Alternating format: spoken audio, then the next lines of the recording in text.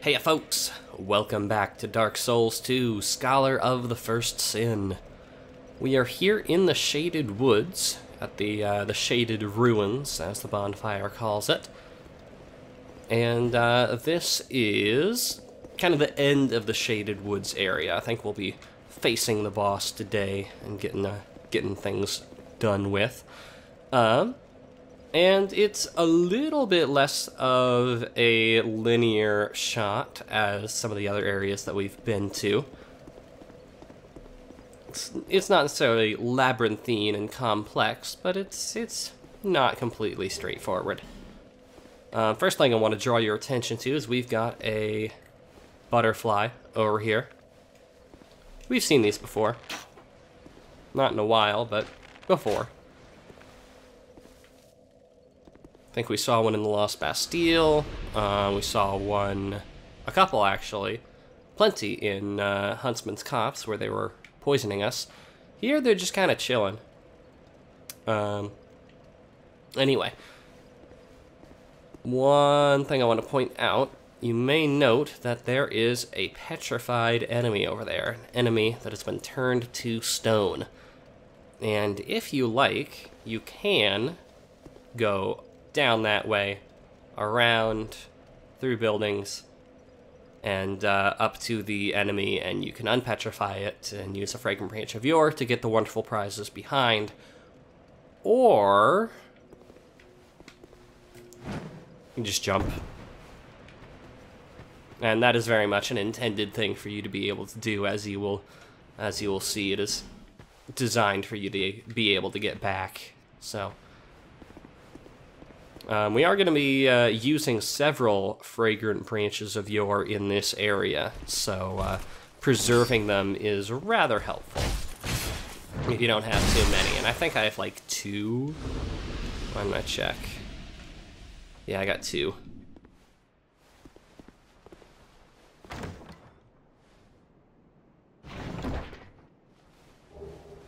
Here's a Sublime Bone Dust. Make use of that next time we head back to Majula, along with that Estus Flask Shard that haven't used yet. So then we can jump over here, grab something from this chest, which is a Black Knight Halberd. Not sure why there's a Black Knight weapon here. I think it's the only one, unlike Iron Keep, which had several. And then here's how you can tell this was definitely intended for you to be able to take that shortcut. There's an easy path back here. You hear that cackling? Just a little quiet. There it is. So that cackling is kind of, it's an indicator that there's a curse pot nearby, but it also just adds a neat little ambiance of this being an almost like fairy-like forest, where the forest is out to get you. The forest itself is alive and trying to trick you and ensnare you, and so that you never leave.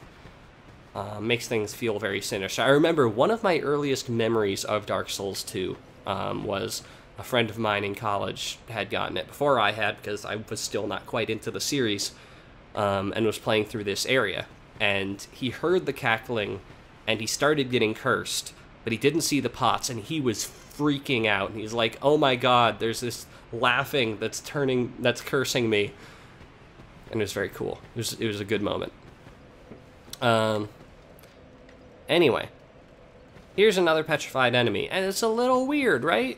It's a little weird because it doesn't seem to be blocking anything. It's not like it's in the middle of a passageway like all the other petrified enemies we've run into so far. And so that weirdness, that lack of obvious indication that there's something to be gained, is kind of your cue that there is something to be gained.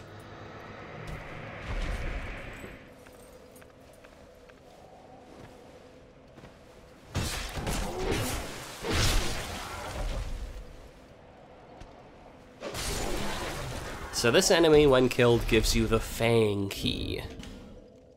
Let's learn about the Fang Key. A key shaped like the fang of a beast. Amazing.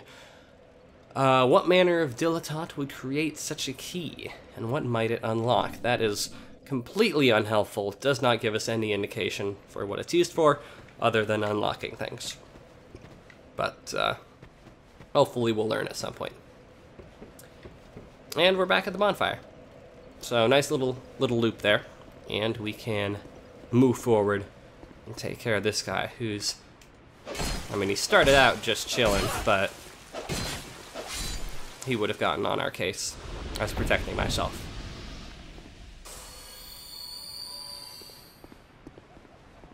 Now, I think, is this... No, this isn't where we came from at the beginning. So there's a chest down here we haven't grabbed yet. Lots of wonderful prizes, kind of scattered, tucked into corners in this area. Yeah, listen to that. They got a couple different kinds of laughing. They got cackling, they got whooping. That freaks people out. That freaked my dorm mate out. Anyway, there's a forlorn here. I am going to retreat back a little ways. This is a player, right? Yeah, that's a player. I'm gonna go up here just so that I know exactly where the forlorn's coming from. Hey.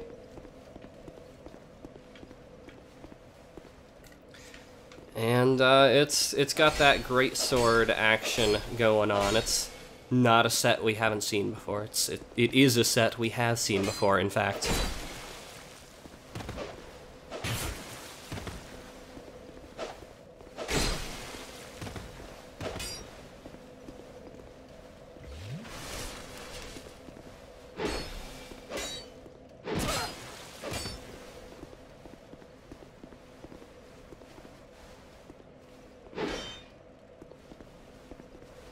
Come on.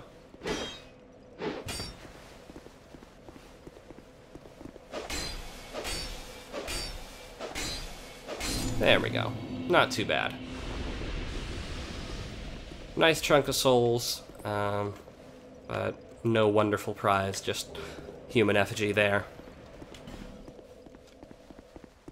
Alright, forward we go. You may have noticed while we were down there, a little peek into a cavern where there are some poor unfortunate souls. I said poor unfortunate souls. We'll be dropping down there eventually.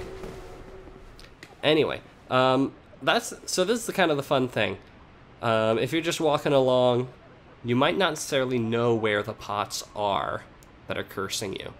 So as you're walking along, you'll suddenly start getting cursed, and you'll want to either retreat and look around, or book it and look around. And since this is Dark Souls, I'd recommend retreating and getting your bearings rather than just jumping straight in. So, yeah, if you're careful. Okay, yeah, there's a pot there. I know what's going on. Whereas if you just run straight forward, you'll actually be fine. There's nobody hanging out here. But it's still just good practice to be cautious. Alright, so from here, there are kind of two ways to go. There's the right and there's the left. If you want to go straight to the boss, go to the right. It'll take you 30 seconds. No biggie. If you want to investigate thoroughly and get all the story, you'll want to take the left path first. Okay, and I'm going to try to take care of all these pots. I don't want to get cursed. Ooh. That's all from here. Yeah, they throw in some not cursed pots along with the cursed pots. The not cursed pots are a little more green or yellow. But if you're panicking and you just destroy all the things, you might get overzealous and waste time smashing pots that you don't have to. There's a chest here, guarded by a petrified enemy. I only have one fragrant branch of yore left, and this prize is not worth it. There's like a human effigy and some stuff you can put on your weapon to make it cause enemies to bleed, and one other minor thing that doesn't matter. I'm not gonna bother. Not worth it.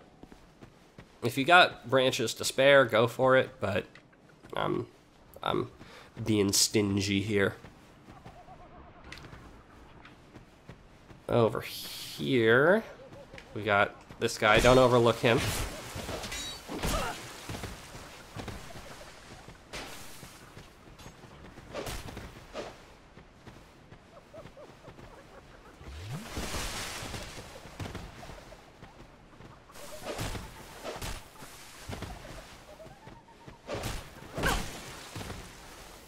So yeah, if you've ever wondered, what would Dark Souls be like if you can't lock on to enemies?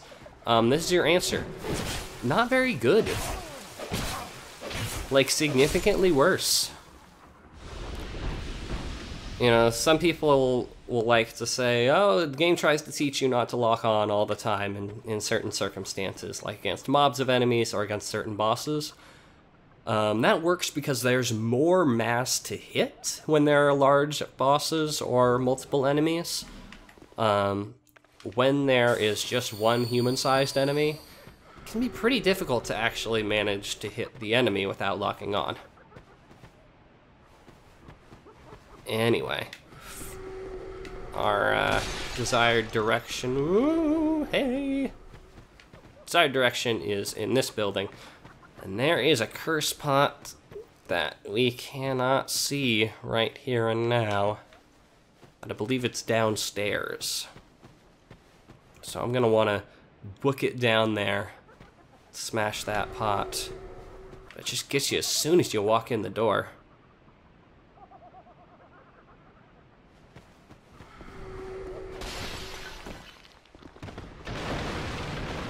There we go.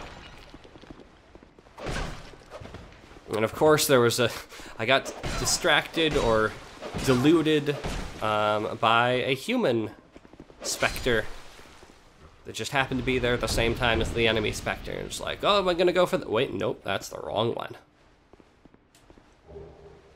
Ferrous Lockstone. Cool beans. So this is a good message, actually. An ally is ahead, but you need a certain ring. Not there. That guy's a friend. Destroy that thing. There is a crystal lizard over here. Come on. Come on. I really don't like trying to hit crystal lizards. I was doing my best, okay?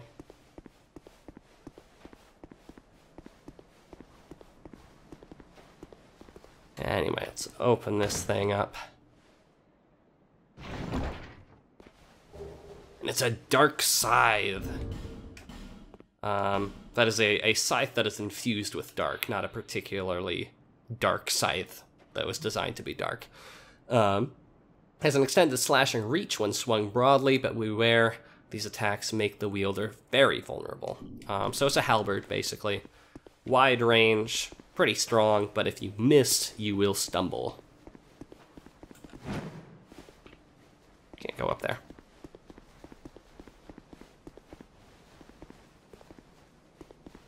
Anyway, how the heck do we get down there without just jumping off? You may be wondering.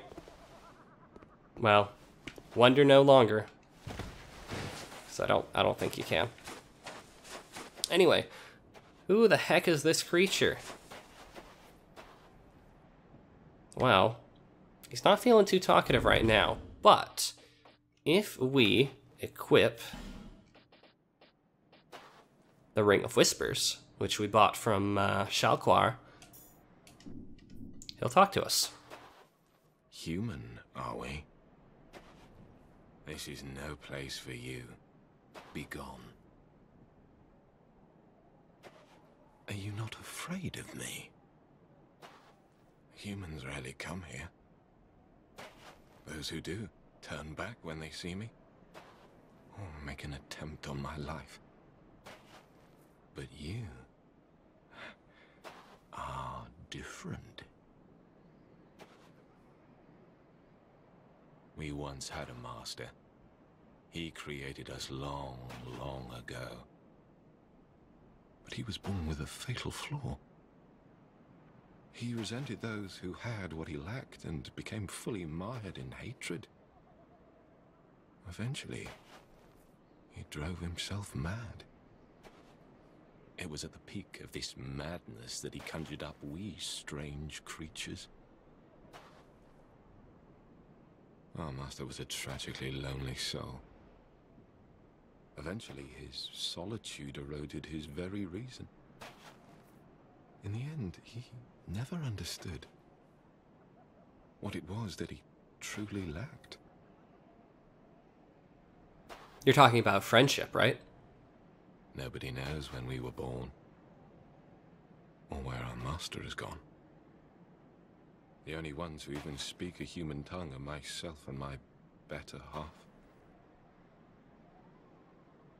I wish to ask a favor of you. I want you to kill my betrothed. Once, I always found her at my side. But as time went on, things went awry. She became violent, raging uncontrollably. Eventually, she came after me. And we have been locked in combat ever since. We seem to be at a standstill. The wounds we exchange are never lethal. I was born of my master's madness. Perhaps this is some curse. I will be sure to assist you in return. The past is a distant fog. My name was Tark. That is all that I remember. The past, Alright, so Tark here. He is kind of involved in the backstory of the boss of this area, who is the betrothed of which he spoke. Now, this master that he talked about, the one who turned him into a scorpion man, I think it's hinted to be Seath, or at least someone who fills a very Seath-like role. Because if we'll recall, the master was someone who experimented on other creatures, who presumably studied quite a bit, who envied those who had what he lacked. And Seath was Seath the Scaleless. He had, he envied those who had scales and was trying to recreate those scales for himself using magic. And he experimented on creatures and had a lot of cool monster creatures and had a lot of books. Could also be one other character who hasn't really been thoroughly introduced yet. But I don't know. I'm not 100% clear. Is this guy chained in or something? Is that what's going on there? Or is he just been twiddling his thumbs there? Anyway, we can summon Tark for the boss fight of this area now that we've talked to him. That's the thing. And once we defeat the boss, we can come back and talk to him again to resolve his storyline. Now, if we come down here, well, there's this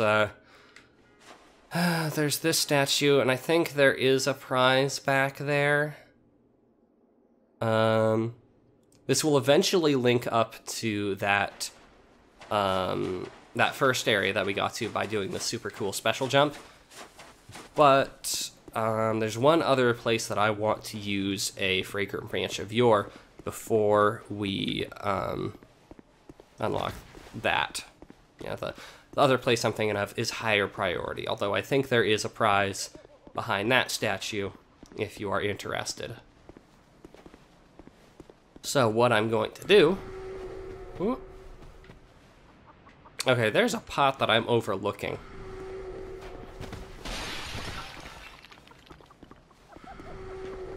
Maybe is it up top? It's up top. Ah. Crafty. Okay. So I'm gonna hold off on pursuing that path until later. And this is actually going to be a two-part area. We're at about 20 minutes here, so I'm going to go chill out by the bonfire once I open this chest. And kill this guy.